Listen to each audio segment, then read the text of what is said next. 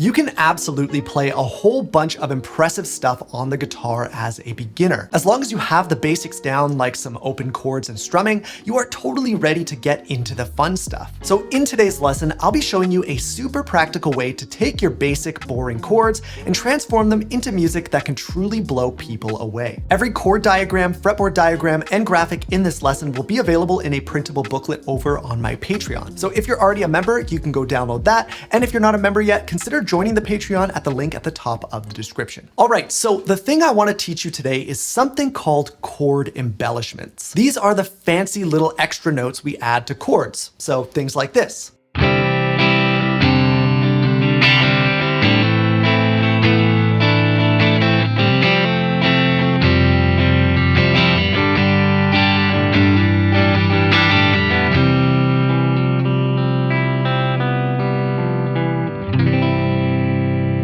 So let's break it down. We'll be focusing on the keys of C major and G major since they are by far the most popular and work perfect as an entry point to chord embellishments. These are the notes in the key of C major, and each note in our key has a corresponding chord that goes with it. Any combination of these 7 chords is a chord progression in the key of C major and would sound excellent.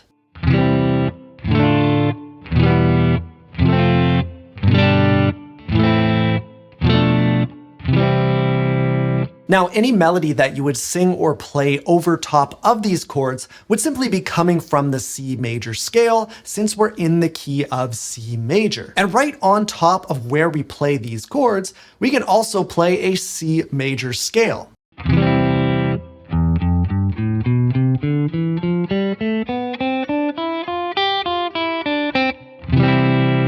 So what this tells us is that wherever we play a chord progression in the key of C major, we're totally free to include any notes from the C major scale. They'll all sound good along with the chords. So how exactly do we play these notes from the scale at the same time as the chords? Well, if you look at the scale shape, you can see that every open string note is included, which means simply lifting a finger off the chord and then placing it back down would totally work. So let's take our C major chord and try this. There's the C major, and if I start lifting off fingers,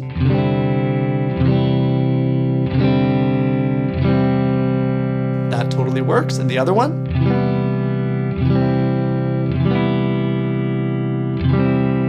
Now I don't want to do this one just because it's the root note of the chord and the chord will kind of sound lost. We can also try adding another note from the scale that's within reach of our chord like this.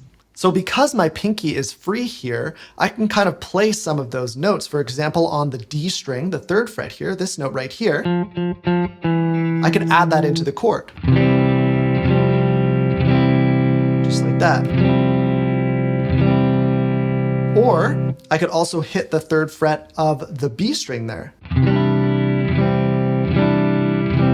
Just like that. And I could even incorporate the open strings there as well. So I could do something like open, then 1st fret, then 3rd fret.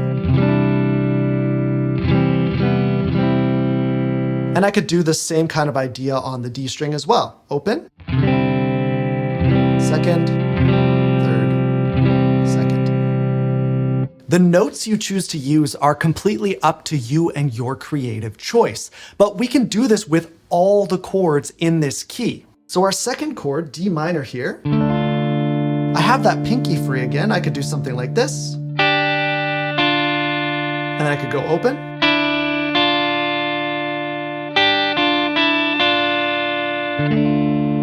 Sounds kind of neat. Then for E minor, I have access to all those same notes depending on how I finger the chord. Do something like that. If I use different fingers, I can access these other notes. Something like that as well. Our next chord here is the F major chord. So you probably play that chord this way with a little bar up here. Your pinky is totally free to grab that note there on the high E string and this one here on the B string. Both of those sound pretty cool. You can also take some fingers off. So I really like to do the one on the G string. I I do that one a lot when I play this chord. And you can also play around with the notes on the higher two strings too. So you can go. They're a little bit tougher to get the hang of, so maybe just mix one or two in. Like that. Then our next chord is the G major chord. And this one, there's not really as many easy notes to access, especially because you're using all four fingers. Some people play the G major chord like this instead, or like this. You kind of have a finger, but the one that I like to do is just this note right here. So I'll kind of mute the A string and take that first finger off. So I'll take that off, so now it's not playing there, and I'll hammer it on this note on the D string on the second fret.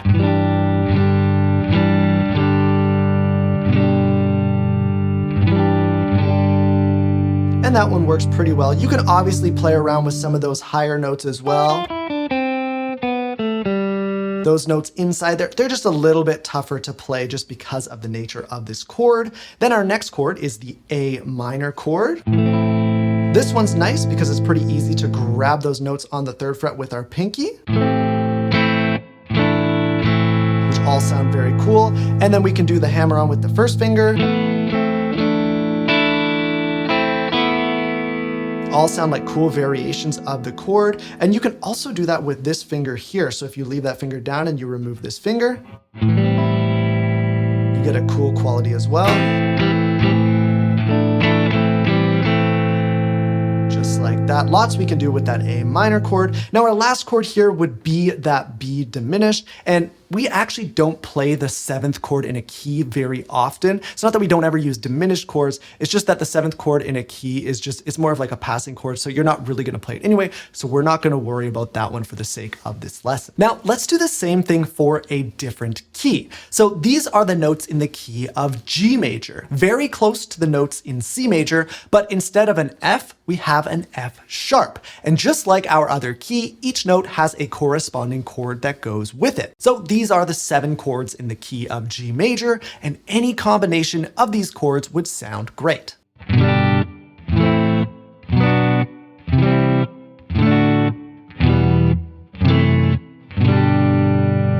Just like with our last key, any melody you would sing or play over a combination of these chords would be done using the major scale that shares the name of the key. So key of G major scale. That means we need to play a G major scale over top of our chords. The shape is a little different from the C major scale, so keep that in mind as you're memorizing it.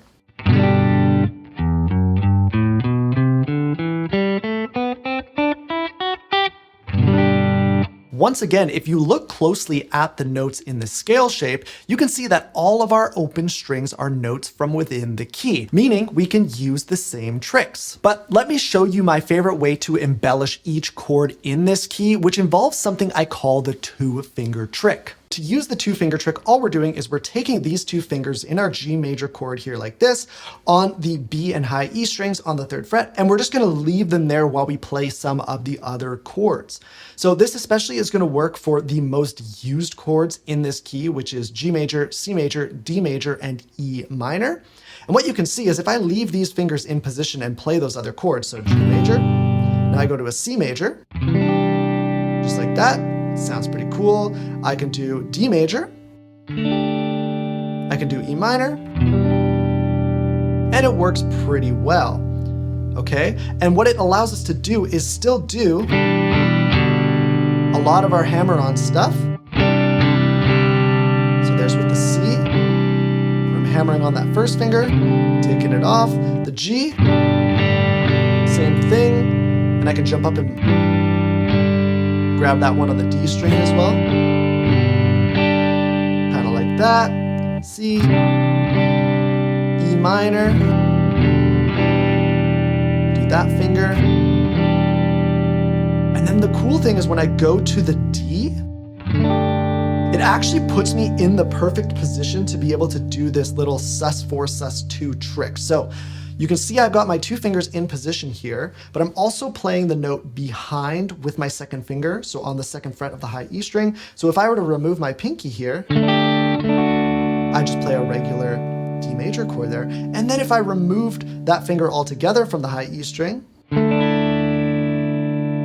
I get that open, that sus2 sound. So I can play around with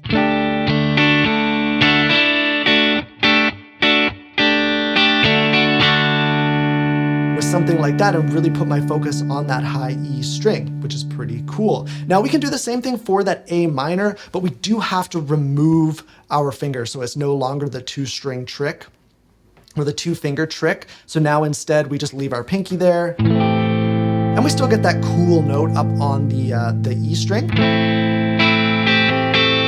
So I like to keep it there, and then we could do our other hammer-ons, right?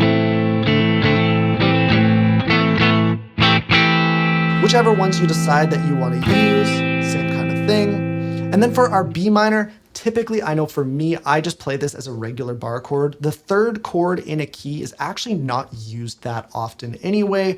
I mean, it is, but not often enough that you're gonna need to worry about it too much. So I would just say maybe keep embellishments to a minimum for that chord. Just focus on playing the chord and then use the embellishments with all these other important chords. Now, most other keys aren't going to be quite as friendly to these tricks, but a great way to deal with that is with a capo. Since you've already got the key of C major and the key of G major figured out, you can slap on a capo to literally cover every key and still use familiar chords and embellishments. For example, I can play in the key of B flat major by throwing the capo on the 3rd fret and playing the chords from the key of G major.